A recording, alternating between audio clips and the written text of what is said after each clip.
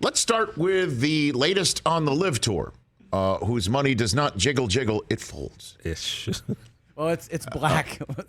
It's oil. It folds. It's oil rich. Their money folds. Yes. It's oil. So I guess it goes gurgle, gurgle, and folds. Interesting. The money pours. So the latest on all this, as we're now matriculating our way to the final major of the year after the U.S. Open, right off the bat, I mean, as soon as the LIV Tour came into being and was going through all of their well-manicured and occasionally off-the-rails press conferences to announce everything, the U.S. Open came out and said, yeah, they're welcome here.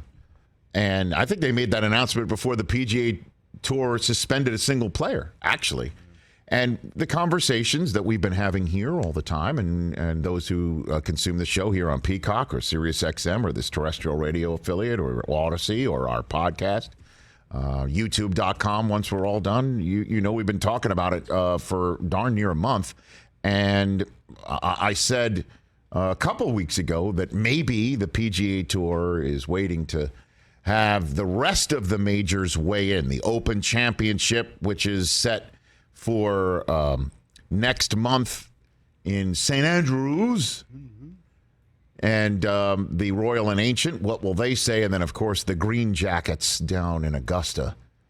And Alan Shipnuck, who wrote the book on Phil, from which the quote that launched this whole hoo-ha all year long involving the LIV Tour and the Saudis and things of that nature. He said, don't expect the Royal and Ancient or Augusta National to come in and weigh in on this at all. They're just going to let everybody come in. They have one tournament a year. They want the best field possible. They don't want any part of this conversation. And sure enough, the Royal and Ancient, which operates the Open Championship, has chimed in. The chief executive of the R&A, named Martin Slumbers, which sounds like a character from Austin Powers. Martin Slumbers, baby. Yeah. Yeah, baby. My name is Martin Slumbers, baby. Do I make you Randy, baby? Yeah. Yeah, baby. His Berman nickname is Martin Golden Slumbers. But this is across the pond, so I'm not going to read this statement in a British accent. Why not? I can't keep it up. It's just I can't keep this whole thing up. The accent. Here we go. Martin Slumbers, baby. Yeah, he says the Open is golf's original championship. Oh, and since it was first played in 1860, damn, it's a long time ago. There's a lot of mashies out there, right? bangers. Yeah, there's no mashers and bangers and mashies. Bangers and mashes back then. I think the ball was wooden back then. Oh gosh, the clubs definitely were. The drinks cart was pulled by a horse. All right, let's get back on this. I want your finest ale as I make the turn. All right, here we go. The Open is golf's original. Let's treat this with the seriousness it deserves. Of course. Round of drinks for the boys, 5 cents. The Open is golf's original championship, and since it was first played in 1860, openness has been fundamental to its ethos and unique appeal. Wow. Fundamental to the ethos? Yeah, I think you know where this is going. Players who are exempt or have earned a place through qualifying for the 150th Open in accordance with the entry terms and conditions will be able to compete in the championship at St. Andrews. We are focused on staging a world-class championship in July and celebrating this truly historic occasion for golf. We will invest the proceeds of the Open, as we always do, for the benefit of golf, which reflects our purpose to ensure that the sport is thriving 50 years from now. 51 years from now. Who cares? Yeah, baby, yeah! Good job. Good job. Well, is that a soundbite from Martin? It is now. Doesn't that sound like an Austin Powers name, Martin Slumbers? Groovy, Yeah, baby. Baby, yeah! Oh, my God. So the Royal and Ancient says, let's come on in. Allow myself to introduce myself. So the LIV Tour goes on. Their next tournament is next week in Oregon, right? Correct.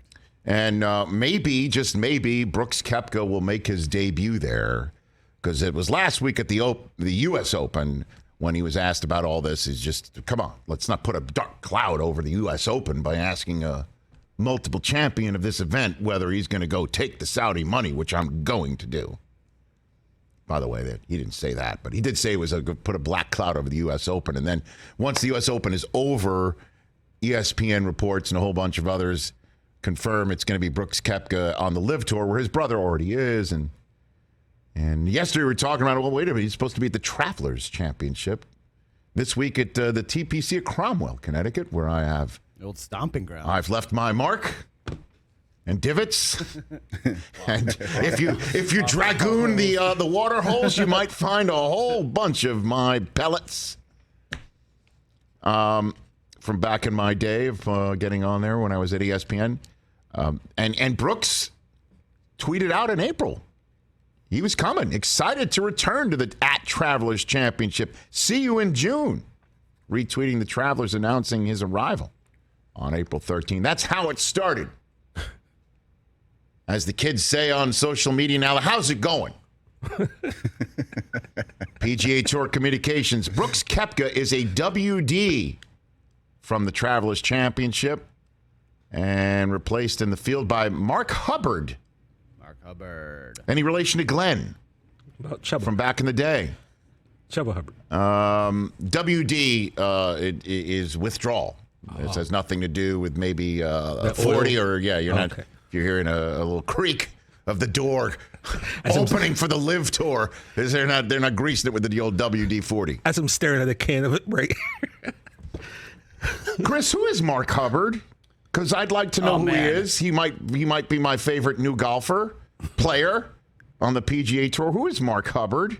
All right, Chris? guys. Mark Hubbard is a 33-year-old man from Denver, Colorado. Yes, he is. He's a man. He went to San Jose State University. Okay. Okay. And according to his PGA Tour bio, he's got 3 career wins. Okay. On tour. Okay. World Golf Ranking, he's the 280th Okay. ranked player in the world. He turned pro in 2012. So he's been grinding for quite some time. He has a career low round of 63. Oh. Impressive. That, by the way, would be 9 strokes off the $54 million bonus on the LIV Tour. Yes. Okay. Yes. He's made it even 100 cuts in his career, and he's made about $4 million in earnings. There he is on the screen. And he's got a great Twitter name, guys. His name is Homeless Hubs.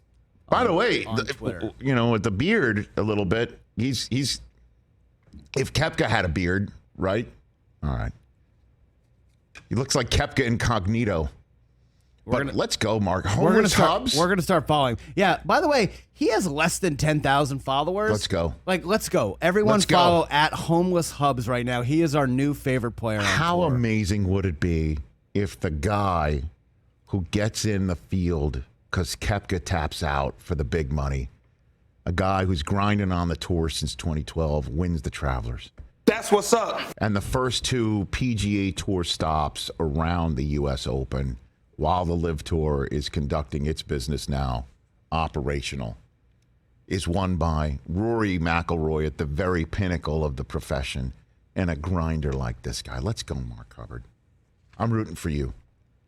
If you need any help with course knowledge, I can look at my notes from 1999 when I was in the celebrity long drive competition.